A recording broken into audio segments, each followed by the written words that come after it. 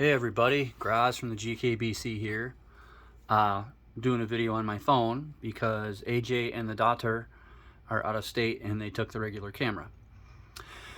This video is going to be my wrap up for the year so far. I missed the quarterly at 3 months, so I am doing what I'm going to call the 120 days of pages wrap up, January through April. I'm not going to talk about every book I've read because that's over 80 and this video would be far too long. So basically what I'm going to do is I'm just going to show you my format for counting my pages and keeping track of where I'm at, and then I'm going to show you my Excel sheet. And then, some numbers, obviously. So let's get into it. So basically what I do is I have a calendar that the daughter gave me, Travel and Leisure Club. It has really great pictures. And I write the book that I read that day, and then how many pages I read. And then I kind of keep track of how I did for the week. Some weeks are better than others. Some days are better than others, obviously. So and I do that. It's stuck. Darn. Does that look like Full House to anybody else? Do that for every month. March is probably my worst so far. Excuse me. April just finished, and I think I did okay. And I'm on May now. So that's my calendar. And now this is my sheet.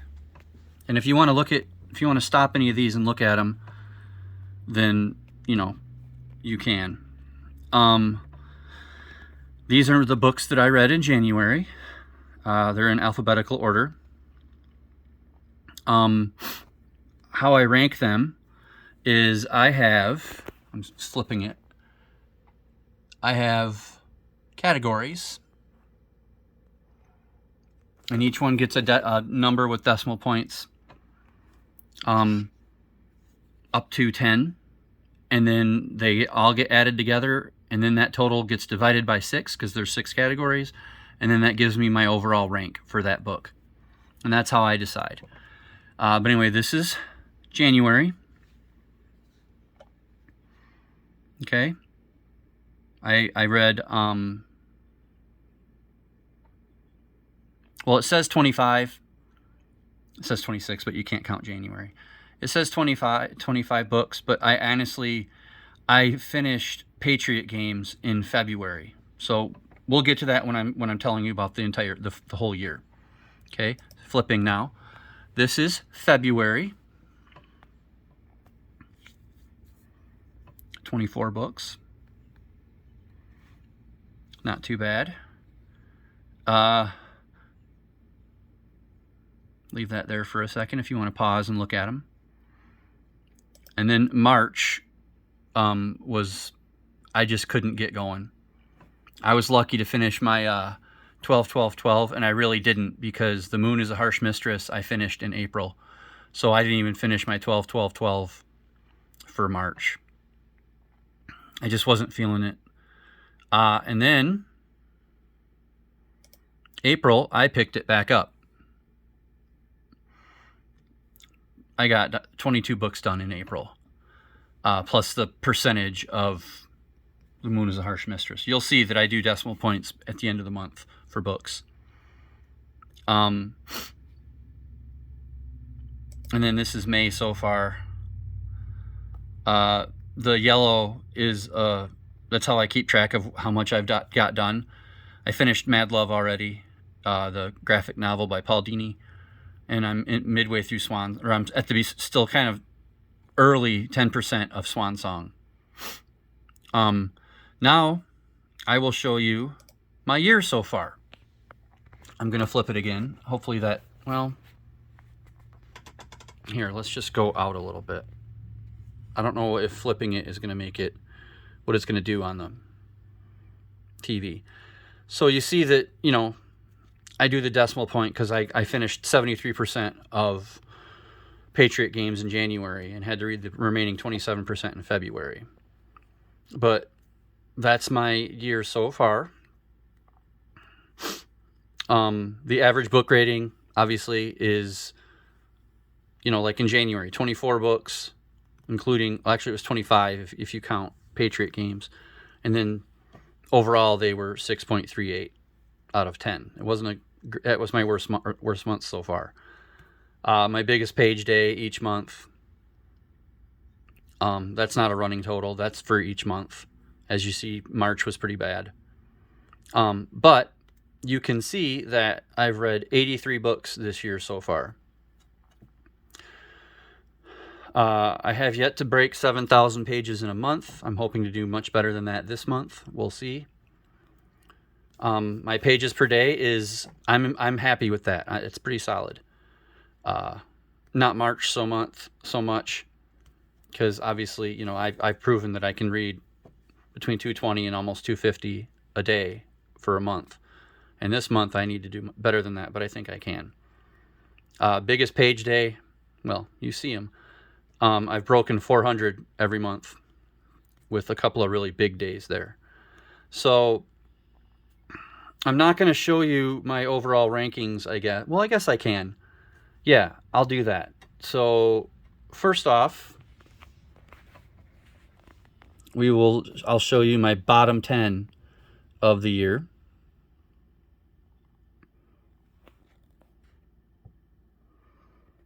As you can see, I've had a couple of stinkers. Now, those ratings are out of 10. That 1 star is out of 10, not 5. So that means that book got a half star out of 5. That's what you need to remember about my rankings. I go to 10 because I think that 5 is a little constrictive or restrictive. So I go to 10 because it gives me more options to rank things. And plus, I enjoy the decimal points. But that's my worst 10 of the year so far.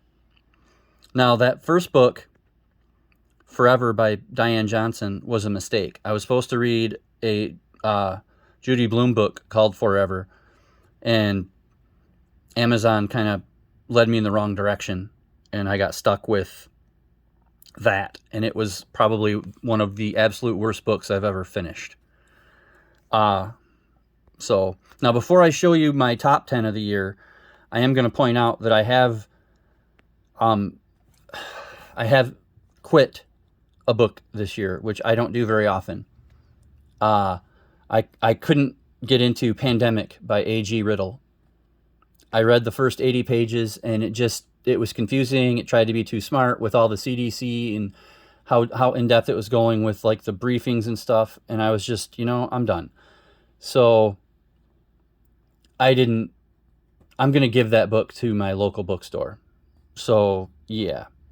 Anyway, now, without further ado, let's see if I can have fun with this. My number 10 book of the year, Carry On Comfort by Dan Simmons. So if you want like a 5-star rating on that would be 4.25. So keep in mind that if you want a 5-star rating on these books, then you have to like divide them by 2. So, and then at number 9, actually tied there, is The Girl Who Played with Fire by Steg Larsson. That is book 2 in the trilogy that he wrote. I think it's called the Millennium Trilogy, but it's got Xander. No. I can't remember her name.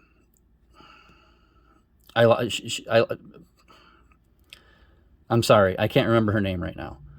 At number 8 that's only the first book of Saga. If I added the whole thing in, it might be higher, because I've been doing this as a buddy read with Tad at Tad Reads Books and Stuff, and it's just amazing. At number 7 is The Woman in Black by Susan Hill, which is very scary and very good.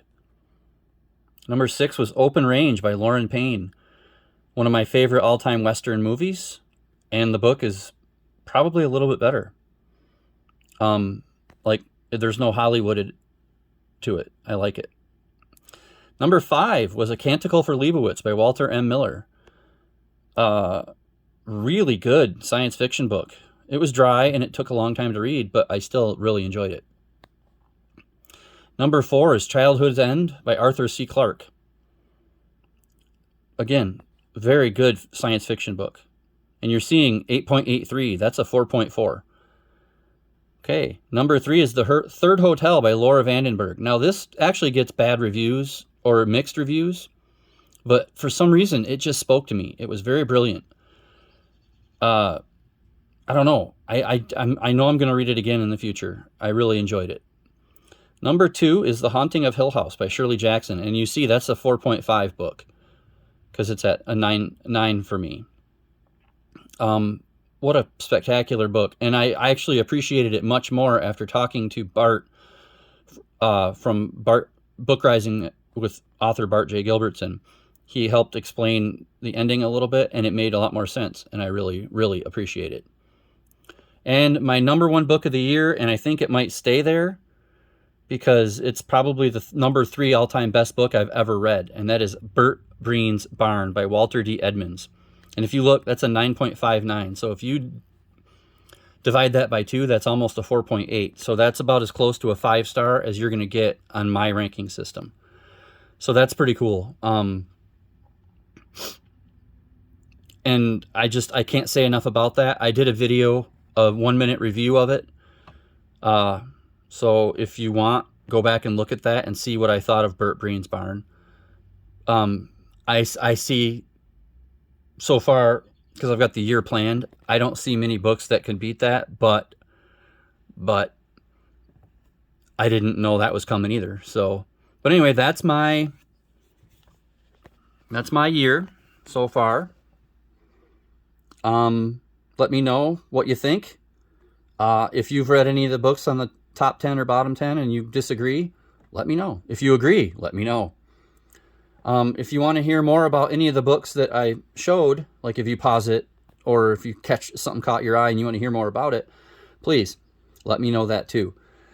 How did your first 120 days of pages go? I'm pretty happy with mine. 83 books, almost 25,000 pages. I mean, that's a third of the year. So I'm looking at 75,000 pages for the year and 250 books maybe. So if I don't have many more months like March, I should be in good shape. But anyway, I hope I see you guys in the comments, and until next time, read more.